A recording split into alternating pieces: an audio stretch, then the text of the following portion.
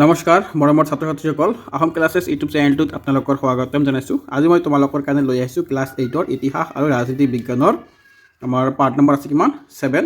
মই আগৰখিনি দি দিছোঁ ভিডিঅ'। আজি মই লৈ আহিছোঁ তোমালোকৰ কাৰণে পাৰ্ট নম্বৰ 7।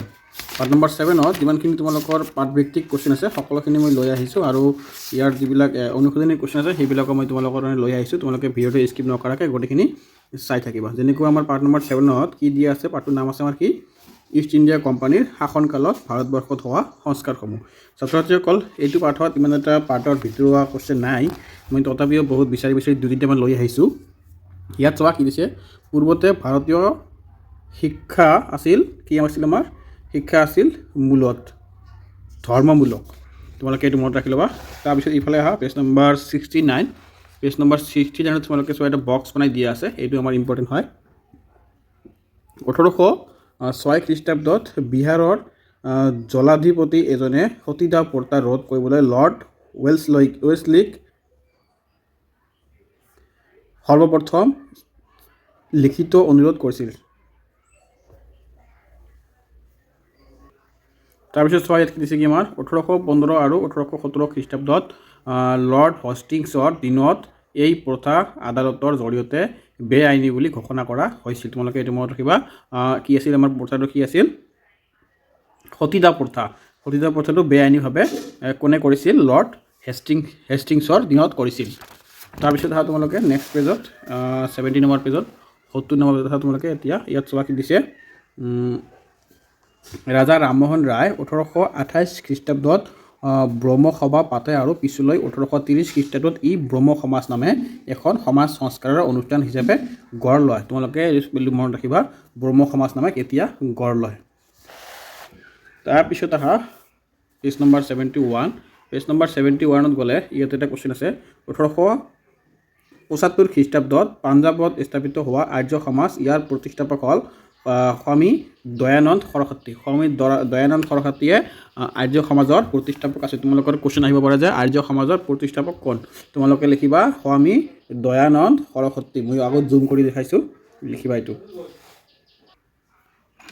তাৰপিছত তোমালোকে আহা কি, এইটো পেজৰে 71 পেজ নম্বৰত পৰৱৰ্তী সময়ত 1897 খ্ৰীষ্টাব্দত স্বামী বিবেকানন্দই ৰামকৃষ্ণ মিছন নামে সংগঠন এটা প্ৰতিষ্ঠা কৰি পৰমহংসৰ বাণীসমূহ সমাজত বিলোবাহৰ ব্যৱস্থা কৰিছিল। তোমালোকে এইটো মনত ৰাখিবা। আৰু এটা আছে কি, তোমাৰ ইয়াত চোৱা এইটো পেজৰে 1877 চনৰ ছাৰ ছৈয়দ আহমদ খানৰ প্ৰচেষ্টাত আলিগড় মুছলমান ছাত্ৰ ছাত্ৰীসকলৰ বাবে এংলো অৰিয়েণ্টেল কলেজ নামে এখন কলেজ স্থাপন কৰিছিল। ইয়াত বিজ্ঞান শিক্ষাৰ ওপৰত গুৰুত্ব দিয়া হৈছিল। এইখনে পিছলৈ আলিগড় বিশ্ববিদ্যালয় নামেৰে জনা যায়। আলিগড় বিশ্ববিদ্যালয়ৰ পুৰণি নাম কি আছিল, তোমালোকে মনত ৰাখিবা, এংলো অৰিয়েণ্টেল কলেজ। তাৰপিছত ইয়াৰ স্থাপক কোন আছিল, ছাৰ ছৈয়দ আহমেদ খান। আৰু এইটো কোন চন হৈছিল, 1877 খ্ৰীষ্টাব্দত। তোমালোকে এই দুটা মনত ৰাখিবা। তাৰপিছত আহা পেজ নম্বৰ 72। লৰ্ড ডেলহাউছিয়ে ভাৰতত প্ৰাথমিক উচ্চ ইংৰাজী বিদ্যালয় আৰু মাধ্যমিক প্ৰতিষ্ঠা কৰিছিল। ভাৰতত উচ্চ ইংৰাজী বিদ্যালয় আৰু প্ৰাথমিক বিদ্যালয় কোনে কৰিছিল, লৰ্ড ডেলহাউছিয়ে। এইটো আছে আমাৰ 72 পেজ নম্বৰ। তোমালোকে এনেকুৱা ধৰণৰ কুৱেশ্যনো আহিব পাৰে। তাৰপিছত আহা ভাৰতীয় সমাজৰ উন্নয়ন, ব্ৰহ্ম সমাজ, প্ৰাৰ্থনা সমাজ, আৰ্য সমাজ, ৰামকৃষ্ণ মিছন আৰু আলিগড় আন্দোলন অৱদান উল্লেখনীয়। তোমালোকে কুৱেশ্যন আহিব পাৰে যে ভাৰতীয় সমাজৰ উন্নয়নত কি কি জড়িত হৈ আছে, তোমালোকে এইবিলাক লিখিব লাগিব। তাৰপিছত তোমালোকে আহা এই পেজ নম্বৰ 73ত। পেজ নম্বৰ 73ত তোমালোকে চোৱা ইয়াত দিয়া আছে মিলোৱা, ক অংশৰ লগত খ অংশ মিলোৱা। মই এইটো লৈ আহিছোঁ ডাইৰেক্ট কিতাপৰ পৰা দগাই কিনে লৈ আহিছোঁ। এইটো তোমালোকে লিখি ল'বা বা দগাই ল'বা। ৰাজা ৰামমোহন ৰায় ব্ৰহ্ম সমাজ, ৰামকৃষ্ণ পৰমহংস এইটো আমাৰ ৰামকৃষ্ণ মিছন, তাৰ ছাৰ ছৈয়দ খান এইটো হ'ব আলিগড় আন্দোলন, তাৰপিছত হ'ব গোবিন্দ ৰানাডে এইটো হ'ব কিমাৰ প্ৰাৰ্থনা সমাজ, আৰু দয়ানন্দ সৰস্বতী হ'ব আমাৰ আৰ্য সমাজ। তোমালোকে এইটো মনত ৰাখিবা, এইটো ইয়াৰ পৰা তোমালোকে এক্সামত আহে। তাৰপিছত মই এইবিলাক কুৱেশ্যনৰ মই তোমালোকৰ পিছত লৈ আহিছোঁ ভিডিঅ'টো চাই থাকা স্কিপ নকৰাকৈ আৰু যিসকল ছাত্ৰ ছাত্ৰীয়ে মোৰ চেনেলত প্ৰথমবাৰ আহিছে তোমালোকে যদি চোৱা এইফালে ৰাইট ফালে চোৱা যদি তোমালোকে ছাবস্ক্ৰাইব কৰি ৰাখা নাই চেনেলটো ছাবস্ক্ৰাইব কৰি ৰাখি দিবা তেনেহ'লে এনেকুৱা ধৰণৰ ভিডিঅ' তোমালোকে আৰু বহুতখিনি পাই যাবা আৰু তোমালোকৰ এক্সামতো মই বহুতখিনি ইম্পৰ্টেণ্ট দি দিওঁ কিতাপৰ পৰা লগাই দিওঁ সেইবিলাকো তোমালোকে পাই যাবা ছাত্ৰ ছাত্ৰীসকল আৰু তোমালোকৰ যদি নেক্সট ভিডিঅ' লাগে মোক কমেণ্টত জনাবা পাৰ্ট নম্বৰ তোমালোকৰ 8 অসমত আহোম ৰাজত্বৰ পতন আৰু ব্ৰিটিছৰ উত্থান এইটো যদি লাগে তোমালোকক কমেণ্টত জনাবা মই তোমালোকৰ এইটো ভিডিঅ'ৰ পিছতে নেক্সট ভিডিঅ'ত দি দিম ধন্যবাদ ছাত্ৰ ছাত্ৰীসকল এতিয়া আমি আৰম্ভ কৰিম পাৰ্ট নম্বৰ 7 যিবিলাক অনুশীলনীৰ কুৱেশ্যন আছে সেইখিনি আমি আৰম্ভ কৰিম তোমালোকে ভিডিঅ'টো চাই থাকা ছাত্ৰ ছাত্ৰীসকল এতিয়া আমি আলোচনা কৰিম পাৰ্টৰ যিবিলাক অনুশীলনীৰ কুৱেশ্যন আছে 1 মাৰ্ক আৰু 2 মাৰ্কৰখিনি আমি আলোচনা কৰিম অষ্টম শ্ৰেণীৰ পাঠ্যপুথি ইতিহাস আৰু ৰাজনীতি বিজ্ঞানৰ আমাৰ পাঠটোৰ নাম কি আছিল তোমালোকে মনত আছে নাই ইয়াত চোৱা কি ইষ্ট ইণ্ডিয়া কোম্পানীৰ শাসনকালত ভাৰতত হোৱা সংস্কাৰসমূহ আৰু আমাৰ পাৰ্ট নম্বৰটো কি আছিল 7 নম্বৰ পাৰ্ট ইয়াত চোৱা তোমালোকে উত্তৰত কি দিছে লৰ্ড কৰ্ণৱালিছৰ কাৰ্যবিধিখনক কি বুলি জনা যায় ইয়াৰ উত্তৰটো কি হ'ব লৰ্ড কৰ্ণৱালিছৰ কাৰ্যবিধিখনক কৰ্ণৱালিছ সংহিতা বুলি জনা যায় খ নম্বৰত কি দিছে ভাৰতত চিৰস্থায়ী বন্দোবস্ত কোনে প্ৰৱৰ্তন কৰিছিল ইয়াৰ উত্তৰটো চোৱা কি হ'ব আমাৰ ভাৰতত চিৰস্থায়ী বন্দোবস্ত লৰ্ড কৰ্ণৱালিছে প্ৰৱৰ্তন কৰিছিল গ নম্বৰত দি আছে কি কোনজন গভৰ্ণৰ জেনেৰেলে ভাৰতত মাটিৰ পাট্টা দিয়াৰ ব্যৱস্থা প্ৰৱৰ্তন কৰিছিল ইয়াৰ উত্তৰটো হ'ব লৰ্ড হেষ্টিংছে মাটিৰ পাট্টা দিয়াৰ ব্যৱস্থা প্ৰৱৰ্তন কৰিছিল গ নম্বৰত কি দিছে শিক্ষা সম্পৰ্কত চাৰ্লছ উডৰ প্ৰেৰণ পত্ৰ কোনজন ইংৰাজ গভৰ্ণৰ জেনেৰেলে প্ৰস্তুত কৰিছিল ইয়াৰ সঠিক উত্তৰটো কি হ'ব শিক্ষা সম্পৰ্কত চাৰ্লছ উত্তৰ প্ৰেৰণ পত্ৰ লৰ্ড ডেলহাউছিয়ে প্ৰস্তুত কৰিছিল তাৰপিছত চোৱা 5 নম্বৰত ভাৰতত প্ৰথম মহিলাৰ আত্মজীৱনীখন কোনে লিখিছিল ইয়াৰ উত্তৰত কি হ'ব আমাৰ ভাৰতত প্ৰথম মহিলাৰ আত্মজীৱনীখন লিখিছিল ৰাজসুন্দৰী দেৱীয়ে লিখিছিল তাৰপিছত তোমালোকে আহা 2 নম্বৰত ক অংশৰ লগত খ অংশ মিলোৱা মই এইটো তোমালোকক কিতাপত লগাই দিছোঁ তাৰ পৰা তোমালোকে কিতাপত লগাই ল'বা বা কপিত লিখি ল'বা শুদ্ধ উত্তৰটো বাছি উলিওৱা শুদ্ধ উত্তৰটো মই কৈ দিছোঁ তথাপি এবাৰ কৈ দিছোঁ তোমালোকক ইষ্ট ইণ্ডিয়া কোম্পানীয়ে ভাৰতত ৰাজ শক্তিৰূপে প্ৰতিষ্ঠা লাভ কৰাৰ সময়ত দিল্লীৰ সম্ৰাটগৰাকী কোন আছিল ইয়াৰ উত্তৰটো হ'ব ফাৰুক চিহাৰ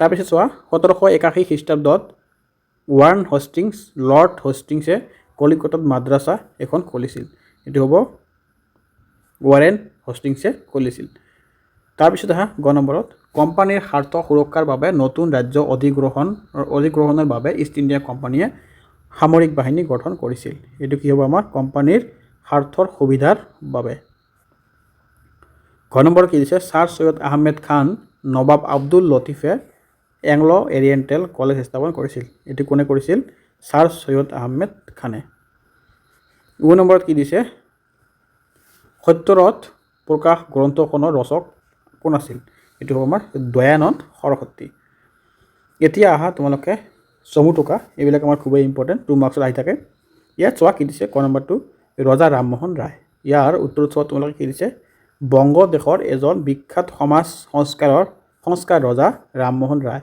তেওঁ মূৰ্তি পূজা বিৰোধী আৰু জাতিভেদ শূন্য ভাৰতীয় সমাজ এখনক গঢ়িবলৈ চেষ্টা কৰিছিল ৰজা ৰামমোহন ৰায়ে 1828 খ্ৰীষ্টাব্দত ব্ৰহ্ম সমাজ নামৰ অনুষ্ঠান পাতে আৰু পিছলৈ 1830 খ্ৰীষ্টাব্দত এই ব্ৰহ্ম সমাজ নামে এখন সমাজ সংস্কাৰ অনুষ্ঠান হিচাপে গঢ় লয় তোমালোকে ইয়াৰ পৰা লিখি দিবা তাৰপিছত তোমালোকে খ নম্বৰত ছাৰ সৈয়দ আহমেদ খান এইটো তোমালোকে গমে পাইছা এংলো অৰিয়েণ্টেল কলেজটো তেওঁ স্থাপন কৰিছিল ইয়াৰ উত্তৰত চোৱা কি ছাৰ সৈয়দ আহমেদ খানে আলিগড়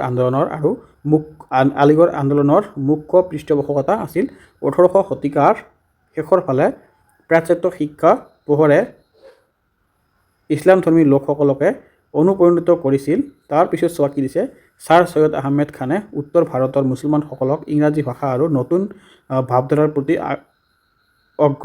অগ্ৰাহ্যবৃন্দ কৰি তোলে 1877 চনত ছাৰ সৈয়দ আহমেদ খানৰ প্ৰচেষ্টাত আলিগড় মুছলমান ছাত্ৰ ছাত্ৰীসকলৰ বাবে এংলো অৰিয়েণ্টেল কলেজ নামে এখন কলেজ স্থাপন কৰে তোমালোকে ইয়াৰ পৰা লিখি দিবা তাৰপিছত আছে কি আমাৰ স্বামী বিবেকানন্দ ইয়াত চোৱা উত্তৰ কি দিছে কলিকতাৰ দক্ষিণেশ্বৰত থকা কালী মন্দিৰৰ পূজাৰী তথা আধ্যাত্মিক গুৰু ৰামকৃষ্ণ পৰমহংসৰ শিষ্য আছিল কি স্বামী বিবেকানন্দই।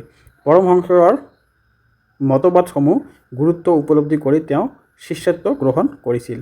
ইয়াৰ পৰা লিখিলে তোমালোকে 2 মাৰ্কছ পাই যাবা। যদি অলপ ডাঙৰ আহে তাৰ পৰা ইয়াৰ পৰা লিখি দিবা। পৰৱৰ্তী সময়ত 1857 খ্ৰীষ্টাব্দত স্বামী বিবেকানন্দই ৰামকৃষ্ণ মিছন নামে সংগঠন এটা প্ৰতিষ্ঠা কৰি পৰমহংস বাণীসমূহ সমাজত বিলোৱাৰ ব্যৱস্থা কৰিছিল।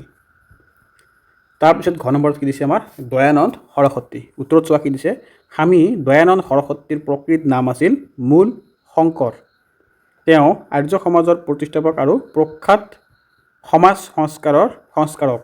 তেওঁ ঈশ্বৰত বিশ্বাস আছিল আৰু মূৰ্তি পূজাৰ বিৰোধী কৰিছিল। তেওঁ প্ৰতিষ্ঠা কৰা আৰ্য সমাজ নামৰ অনুষ্ঠানটোৱে জাতিভেদ প্ৰথা নামানিছিল, বাল্য বিবাহৰ বিৰোধিতা কৰিছিল। তোমালোকে ইয়াৰ পৰা লিখি দিবা। তাৰপিছত আছে কিমান 9 নম্বৰত দেৱেন্দ্ৰনাথ ঠাকুৰ। ইয়াৰ উত্তৰটো চোৱা কি কৈছে আমাৰ দেৱেন্দ্ৰনাথ ঠাকুৰ কবি ৰবীন্দ্ৰনাথ ঠাকুৰৰ পিতা আছিল। কবি ৰবীন্দ্ৰনাথ ঠাকুৰৰ পিতা দেৱেন্দ্ৰনাথ ঠাকুৰ আছিল। তোমালোকে এই নামটো মনত ৰাখি ল'বা। তেওঁ এজন সমাজ সচেতন ব্যক্তি হিচাপেও পৰিচিত আছিল। 18শ শতিকাত বংগদেশত হৈ থকা সমাজ সংস্কাৰৰ আন্দোলনবোৰত তেওঁ ৰজা ৰামমোহন ৰায়ৰ সহযোগী আছিল। ৰজা ৰামমোহন ৰায়ৰ লগ সহযোগত তেওঁ সতীদাহ প্ৰথা, কন্যা শিশু হত্যা আদি সমাজৰ কুনিয়মবোৰ আঁতৰোৱাত যথেষ্ট সহায় কৰিছিল। ইয়াৰ পৰা তোমালোকে লিখি দিবা আৰু পাৰিলে এইখিনি যদি পাৰা লিখি মনত ৰাখিবা। স্ত্ৰী শিক্ষাৰ ওপৰত তেওঁ গুৰুত্ব প্ৰদান কৰিছিল। তাৰপিছত এতিয়া আহা 50টা শব্দৰ ভিতৰত উত্তৰ লিখা। ইয়াত ক নম্বৰত কি দিছে, চিৰস্থায়ী বন্দোবস্ত কোনে প্ৰৱৰ্তন কৰিছিল, ইয়াৰ চৰ্তবোৰ কি কি? ইয়াৰ উত্তৰত চোৱা, লৰ্ড কৰ্ণৱালিছে তেওঁৰ ৰাজত্বকালত 5 বছৰীয়া নাইবা এবছৰীয়া ৰাজহুৱা বন্দোবস্তিৰ ঠাইত চিৰস্থায়ী ৰাজহুৱা ব্যৱস্থা প্ৰচলন কৰিছিল। চিৰস্থায়ী বন্দোবস্ত অনুসৰি জমিদাৰসকলে মাটি ভোগ কৰাৰ অধিকাৰ পাইছিল যদিও চৰকাৰে বিচৰা নিৰ্দিষ্ট ধান বা ৰাজহ দিব নোৱাৰিলেও সেই জমিদাৰ মাটি চৰকাৰৰ অধীনলৈ গৈছিল। এই ব্যৱস্থাই জমিদাৰৰ শ্ৰেণীক ক্ষমতাশালী কৰিছিল যদিও কৃষকসকলে যথেষ্ট পৰিমাণৰ দুৰ্ভোগ ভুগিবলগীয়া হৈছিল। তাৰপিছত আহা খ নম্বৰত ইংৰাজ শাসনত হোৱা বিচাৰ বিভাগীয় সংস্কাৰসমূহ কি কি? ইয়াৰ উত্তৰত চোৱা কি দিছে আমাৰ ইংৰাজসকলৰ শাসনৰ সময়ত বিচাৰ ব্যৱস্থাটো আছিল কিছু সালসলনি কৰা হৈছিল। পূৰ্বৱৰ্তী ভাৰতীয় সাম্ৰাজ্যবোৰৰ বিভিন্ন ঠাইত ভিন ভিন আইন কানুন চলিছিল। তাৰ পৰিৱৰ্তে ইষ্ট ইণ্ডিয়া কোম্পানীয়ে সমগ্ৰ ভাৰততে এক ধৰণৰ আইন আদালত স্থাপন কৰি দিছিল। তাৰপিছত আমাৰ গ নম্বৰটো কি আছে, ঈশ্বৰচন্দ্ৰ বিদ্যাসাগৰৰ সংস্কাৰমূলক কামবোৰ কি আছিল? ইয়াৰ উত্তৰটো চোৱা কি দিছে, ঈশ্বৰচন্দ্ৰ বিদ্যাসাগৰ বংগদেশৰ এজন বিশিষ্ট সমাজসেৱক আছিল। তেওঁ স্ত্ৰী শিক্ষাৰ প্ৰসাৰৰ বাবে সমাজখনক জগাই তুলিবলৈ যথেষ্ট চেষ্টা কৰিছিল। ইয়াৰ ফলত 19শ শতিকাৰ মাজভাগত বহুতো মহিলাই ঘৰতে শিক্ষা গ্ৰহণ কৰাৰ ব্যৱস্থা কৰি লৈছিল। কলিকতাৰ ৰাজসুন্দৰী দেৱীয়ে শিক্ষা গ্ৰহণত বিশেষ আগ্ৰহ দেখুৱাইছিল। তেওঁ আমাৰ জীৱন নামে বঙলা ভাষাত এখন আত্মজীৱনীমূলক পুথি লিখি উলিয়াইছিল। ছাত্ৰ ছাত্ৰীসকল, মোৰ ভিডিঅ'টো ইয়াতে শেষ কৰিলোঁ। তোমালোকক যদি ভিডিঅ'টো ভাল লাগিছে চেনেলটো ছাবস্ক্ৰাইব কৰি ৰাখিবা আৰু পাৰিলে কমেণ্ট কৰিবা। কমেণ্ট কৰিলে কি হয়, ছাত্ৰ ছাত্ৰীসকল আমি বহুত মটিভেশ্যন পাওঁ আৰু যিমান ভালকৈ বনাই আনিছোঁ আৰু ইয়াতকৈ দুগুণ ভালকৈ তোমালোকৰ কাৰণে বনাই লৈ অহাৰ কাৰণে চেষ্টা কৰিম। ছাত্ৰ ছাত্ৰীসকল, তোমালোকে কমেণ্ট কৰিলে ইমান এটা সময় নাযায়, পাৰিলে সৰু এটা কমেণ্ট কৰি দিবা যে ছাৰ ভাল লাগিছে, এনেকুৱা ধৰণৰ কিবা এটা সৰু এটা যিকোনো এটা টাস্ক দিবা কমেণ্টত, আমাৰ বহুত ভাল লাগে। চ' ধন্যবাদ। জয় অসম।